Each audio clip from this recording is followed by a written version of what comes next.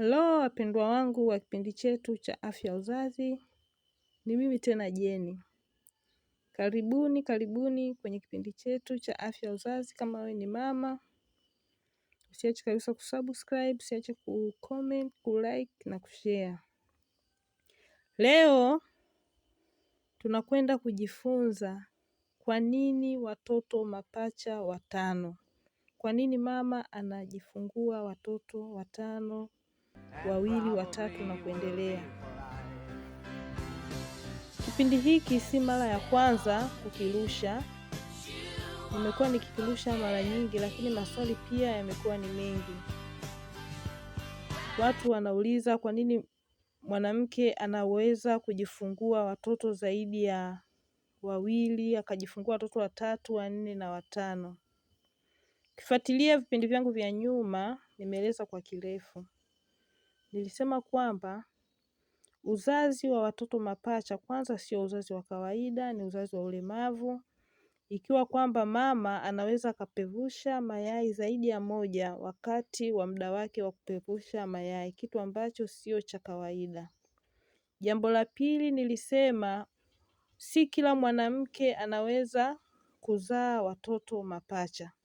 Mapacha wanatokana na urithi, mapacha wanatokana na huo ulemavu wa mayai. Kwa sababu si kawaida mwanamke kupevusha yai zaidi ya moja wakati wa kupevusha, wakati wa ovulation.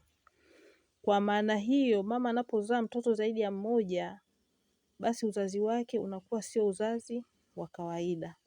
Na ikitokea mama amezaa watoto wawili, watatu, wanne na kuendelea, maana yake mama huyo alipevusha mayai zaidi ya moja wakati wa kupevusha mayai. Kwenye mzunguko huo mmoja, mama alipevusha mayai zaidi ya moja. Kwa maana hiyo, mbegu zitakapokutana na yale mayai, basi mimba zinatungwa. Na kwa kawaida, mama anapojifungua watoto watatu, wanne, watano, kimsingi ni wale mapacha ambao hawafanani. Kwa sababu kila mtoto anakuwa na yai lake. Na hata kama watakuwa wanafanana, basi ni kwa vile tu wamezaliwa na mama mmoja na baba mmoja. Lakini sio ule mfanano wa watoto wale mapacha wanaofanana. Na mama anapojifungua mapacha, kama nilivyokwisha kusema, si kila mama anaweza akajifungua mapacha. Na wanaosababisha mapacha kwa asilimia kubwa ni wakina mama. 98% kama sio 99.5 ni wanawake.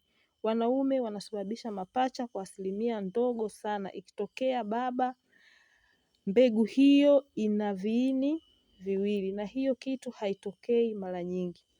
Kwa maana hiyo, mnapozaliwa mapacha wawili, wa kike na wa kiume, mwenye uwezekano mkubwa wa kuzaa watoto mapacha ni yule pacha wa kike. Asipozaa yeye, basi mtoto wake wa kike. Asipozaa mtoto wake wa kike, basi mjukuu wake wa kike. Uwezekano ni mkubwa yeye kupata mapacha, hasa wale mapacha ambao hawafanani.